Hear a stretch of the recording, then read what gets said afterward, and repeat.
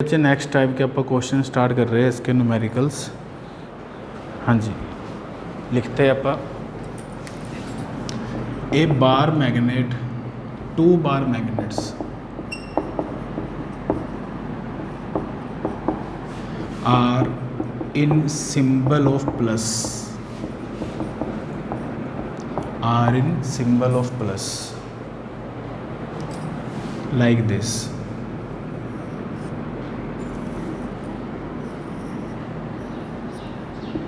South, north, south, north.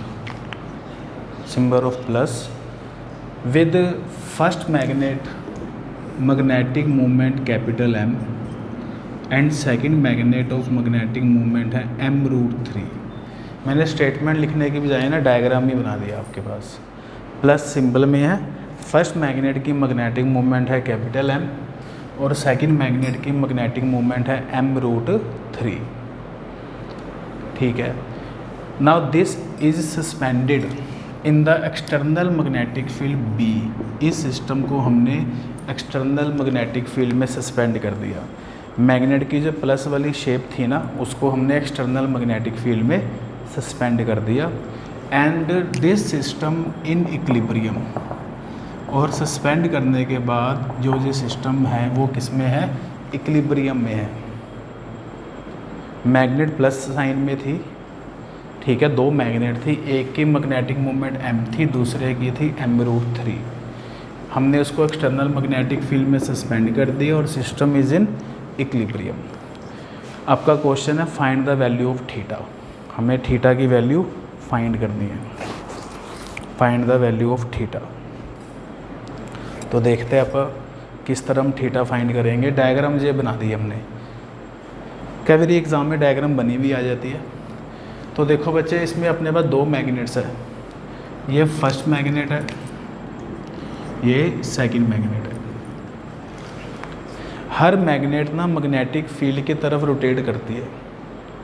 हर magnet किस तरफ घूमती है? मैग्नेटिक फील्ड की तरफ। तो जो फर्स्ट मैग्नेट है, it rotate towards the magnetic field and experience a torque τ1। Magnetic movement ने मैग्नेटिक फील्ड की तरफ घूमना है। मैग्नेटिक फील्ड कभी नहीं घूमता, मैग्नेटिक मूवमेंट घूमेगी मैग्नेटिक फील्ड की तरफ। इसी तरह सेकंड मैग्नेट भी मैग्नेटिक फील्ड की तरफ घूमेगी और सेकंड मैग्नेट भी कितनी टॉर्क एक्सपीरियंस करेगी? τ2। अब दोनों मैग्नेट्स मैग्नेटिक फील्ड की तरफ घूम रही है। ध्यान से डायग्राम को देखो, एक घूम रही है क्लॉकवाइज और दूसरी घूम रही है एंटी क्लॉकवाइज। लेकिन ये कह रहा है कि सिस्टम किस में है? इक्विलिब्रियम में है। अगर आपके पास सिस्टम इक्विलिब्रियम में है, इसका मतलब हम दोनों टॉर्क को इक्वल कर देते हैं। τ1 को हम τ2 के इक्वल कर देते हैं। τ1 की जो वैल्यू है वो कितनी होगी? मैग्नेटिक मूवमेंट है m√3, मैग्नेटिक फील्ड है B और एंगल कितना है? थीटा। ये τ1 की वैल्यू होगी। और जो τ2 है, τ2 वाले केस में जो एंगल आपके पास बनेगा वो बनेगा 90 माइनस थीटा। टोटल एंगल 90 है ना, 90 माइनस थीटा बनेगा। तो τ2 में हम क्या लिखेंगे? MB sine of 90 minus theta, वो हम τ2 में लिखेंगे, क्योंकि अब τ2 वाले केस में M में और B में एंगल है 90 माइनस थीटा। तो ये आपका बन जाएगा m√3B sine theta equal to MB cos theta. M से M कैंसिल हो गया, B से B कैंसिल हो गया। आपके पास tan थीटा की जो वैल्यू बनी वो 1/√3 बन गई। अगर tan थीटा की वैल्यू 1/√3 बनी तो व्हाट इज़ थीटा? 30 डिग्री। बहुत इंपॉर्टेंट क्वेश्चन है ये। NCERT एग्जाम्पलर में दिया हुआ, दो तरह के अपने पास होते हैं NCERT, एक नॉर्मल एक्सरसाइज है, एक एग्जाम्पलर। एग्जाम्पलर में ये क्वेश्चन है, इसमें दो परपेंडिकुलर मैग्नेटिक फील्ड में रखा हुआ है, सॉरी दो परपेंडिकुलर मैग्नेट्स के बीच में रखा है मैग्नेटिक फील्ड। अब अगला जो क्वेश्चन आपको मैं करवा रहा हूँ उसमें दो परपेंडिकुलर मैग्नेटिक फील्ड में रखी है मैग्नेट। ठीक है, देखते हैं, ऐसा सही होगा। क्वेश्चन लिखेंगे, a bar magnet is suspended, bar magnet is suspended in the two perpendicular magnetic fields B1 and B2, B1 and B2, magnetic moment makes angle theta, magnetic moment makes angle theta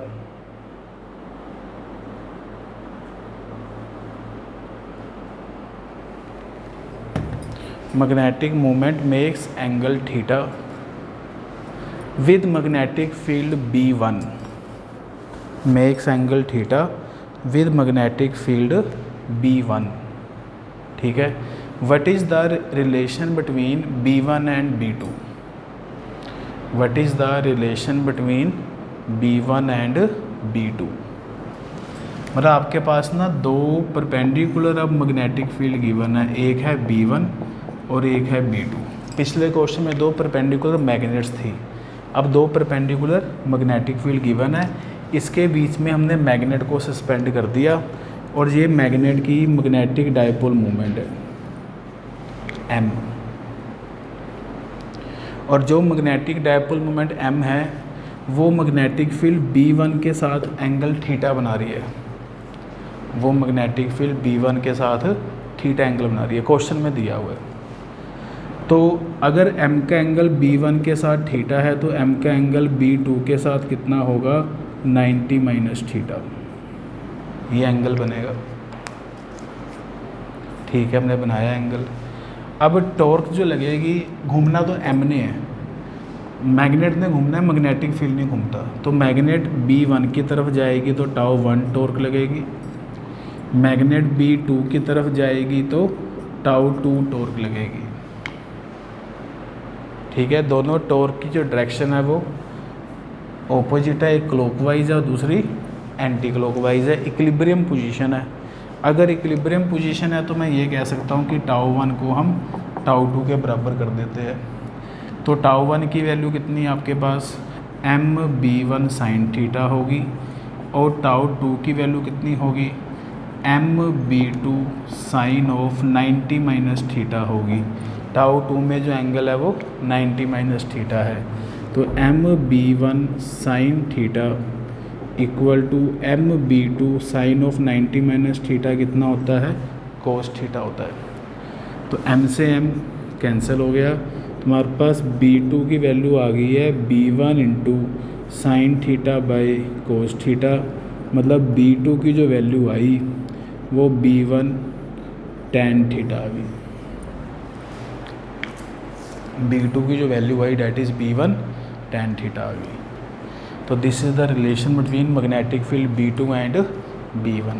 लेकिन this law is called tangent law, से हम इसको आगे पढ़ सकते हैं, tangent galvanometer आएगा उसमें यूज़ होगा टेंजेंट लॉ। इसको हम टेंजेंट लॉ कहते हैं कि दो परपेंडिकुलर मैग्नेटिक फील्ड है, ठीक है, उसके बीच में मैग्नेट जो है वो इक्विलिब्रियम में है, थीटा एंगल बना रही है B1 के साथ, जिसके साथ एंगल थीटा बनाएगी ना अपने फॉर्मूले में उसी के साथ tan थीटा लगाना है, ऐसे याद रखना है। मैग्नेट ने B1 के साथ एंगल थीटा बनाया है तो हमने फॉर्मूले में B1 के साथ ही tan थीटा लगाना है, और इस लॉ का नाम क्या है, टेंजेंट लॉ है। टेंजेंट लॉ के बेस पे ना टेंजेंट गैल्वेनोमीटर है, बट वो अब CBSE के सिलेबस में नहीं है, आपकी बुक्स में दिया हुआ है। CBSE ने कई टॉपिक कट कर दिए, टेंजेंट गैल्वेनोमीटर है, टॉपिक है, पढ़ सकते हो आप बुक में से, लेकिन हमने नहीं करना वो। अब उसमें टेंजेंट लॉ यूज़ करा जाता है, ठीक है। चलिए नेक्स्ट क्वेश्चन आप करते हैं। अब ये तो मैंने आपको सारे क्वेश्चन टॉर्क वाले, वर्क डन वाले सारे बताए हैं। अब आपको मैं जो नेक्स्ट क्वेश्चन करवा रहा हूँ वो ये वाले करेंगे अपन, T is equal to 2π√I/MB वाले। अब हम सारे क्वेश्चन इस फॉर्मूले वाले करेंगे। बट इस T time period, I moment of inertia, B है एक्सटर्नल मैग्नेटिक फील्ड, ठीक है, ये सारा डाटा आपको पता ही है। तो आप क्वेश्चन लिख लेते हैं। Time period is capital T in the magnetic field B. Now the magnet is cut into two equal parts along the axis. Magnet is cut into two equal parts along the axis. What is the new time period? What is the new time period? कोई मुश्किल नहीं है, कोई दिक्कत नहीं है। एक bar magnet है, वो ऑसिलेट कर रही है एक्सटर्नल मैग्नेटिक फील्ड में, उसका ये टाइम पीरियड टी दिया हुआ है। अब मैंने क्या किया, बार मैग्नेट को अलोंग द एक्सिस दो पार्ट्स में कट कर दिया। अब बताना, जब मैं मैग्नेट को दो पार्ट्स में ऐसे कट करूँगा तो इस फॉर्मूले में देखे क्या क्या बदलेगा। एक्सटर्नल मैग्नेटिक फील्ड तो चेंज करा ही नहीं अपन ने, बार मैग्नेट को कट करा है दो इक्वल पार्ट्स में। तो आपको पता, जब हम ऐसे कट करेंगे तो मैग्नेटिक डायपोल मोमेंट हाफ हो जाएगी, हमने ये पढ़ा हुआ है। दूसरी बात आ गई आई पे। What is I? Moment of inertia. What is I? Moment of inertia. अपन ने +1 में पढ़ा हुआ है। मोमेंट ऑफ इनर्शिया का वैसे तो फॉर्मूला ना, थिन रोड के लिए हम 1/12 ml² लिखते थे। What is M? मास। ये +1 में अपन ने पढ़ा हुआ है। तो अब ये बार मैग्नेट थोड़ी सी थिक होती है ना, तो कांस्टेंट 1/12 नहीं आता, कुछ और आता है। वो डिपेंड करता है कि इसकी थिकनेस कितनी है। तो इसलिए आप ये तो लिख सकते हैं कि moment of inertia proportional to ml²। What is M? Mass. अब अपन ने अलोंग द एक्सिस कट करा है, तो मैग्नेट का मास तो हो गया हाफ, लेकिन अलोंग द एक्सिस कट करने पे लेंथ पे कोई फ़र्क नहीं पड़ा, लेंथ रिमेन सेम। आपके सामने लेंथ तो सेम रही, मास हाफ हो गया। तो ऐसा करने से जो मोमेंट ऑफ इनर्शिया है वो हाफ हुआ, क्योंकि मास हाफ हुआ। क्योंकि क्या हाफ हुआ है? मास हाफ हुआ है। तो अब मैंने जब मैग्नेट को अलोंग द एक्सिस कट करा है, तो मैग्नेटिक डायपोल मोमेंट भी हाफ होगी और मोमेंट ऑफ इनर्शिया भी हाफ हो गया। तो what is the new time period? T dash 2π√I' upon m'(b). 2π√I' की वैल्यू है I/2, m' की वैल्यू है m/2। तो 2 से 2 कैंसिल हो गया, तो आपके पास टी डैश की वैल्यू 2π√I/mb बन गई। मतलब आपके पास टी डैश की जो वैल्यू है वो टी के इक्वल ही आ गई, मतलब सेम वैल्यू आ गई, जो पहले थी वही आ गई। ठीक है। इसमें हमने मैग्नेट को कैसे कट किया, कॉन्सेप्ट समझा रहा हूँ मैं। जब आप मैग्नेट को कट करेंगे ना, तो मूवमेंट तो इनर्शिया एम तो चेंज होता ही होता था। अब अपने को मूवमेंट ऑफ इनर्शिया भी देखना पड़ेगा। चलिए अगला क्वेश्चन करते हैं। अब हमने मैग्नेट को अलोंग द एक्सिस कट करा था ना, अब अपन मैग्नेट को कट करते हैं टू इक्वल पार्ट्स में perpendicular to the axis, perpendicular to its axis. अब अपन देखते हैं क्या फ़र्क पड़ता है। अब हमने मैग्नेट को एक्सिस के परपेंडिकुलर कट किया है दो इक्वल पार्ट्स में। तो जब हम मैग्नेट को एक्सिस के परपेंडिकुलर कट करेंगे, तब बताइए क्या क्या फ़र्क पड़ेगा। जब हमने इसको दो इक्वल पार्ट्स में कट किया है, सोचिए आप क्या क्या फ़र्क पड़ेगा। मैग्नेटिक डायपोल मूवमेंट पे क्या इफ़ेक्ट पड़ेगा, मोमेंट ऑफ इनर्शिया पे क्या इफ़ेक्ट पड़ेगा। हाँ जी, जब हमने मैग्नेट को दो इक्वल पार्ट्स में कट किया, तो जो मैग्नेटिक डायपोल मूवमेंट है वो तो हाफ होगी, वो तो आपको पता ही है, हाफ रह जानी है। जब हमने इसको ऐसे इक्वल पार्ट्स में कट किया, तो मास भी तो हाफ हो गया, और इस केस में लेंथ भी हाफ हो रही है। मास भी हाफ हो रहा है और लेंथ भी हाफ हो रही है। तो अभी आपको मैंने बताया था, जो मूवमेंट ऑफ इनर्शिया वो ml² के प्रोपोर्शनल लेते हैं अपन। m है मास, l है लेंथ। अब जो नया मूवमेंट ऑफ इनर्शिया होगा उसमें मास तो हाफ हो गया, ठीक है ना, और लेंथ भी हाफ होगी। तो जब मैं इसको सोल्व करूँगा तो I' इज़ प्रोपोर्शनल टू क्या लिखा जाएगा, क्या मैं I' को I/8 लिख दूँ, है ना जी। क्योंकि मास हाफ हो गया, लेंथ हाफ होगी, उसका स्क्वायर 4 हो गया, तो ऐसे करके डिनोमिनेटर में 8 आ जाएगा। तो जब हम मैग्नेट को ऐसे कट करेंगे तो magnetic dipole moment half moment of inertia हो जाएगा I/8। तो what is the time period T dash 2 under root of I dash upon M dash into B।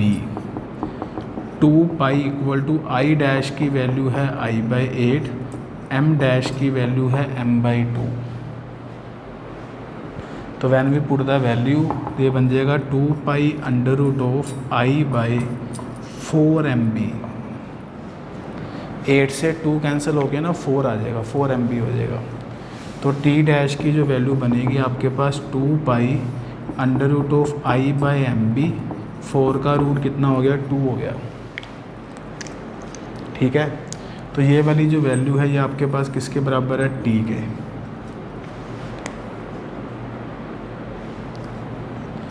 तो what is answer, time period जो होगा आपके पास वो हाफ रह जाएगा।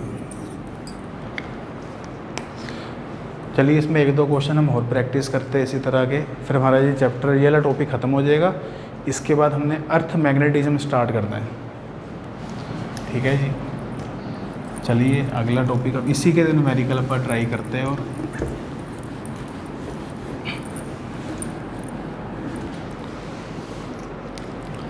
अब जो बार मैग्नेट है ना, ये साउथ है, ये नॉर्थ है।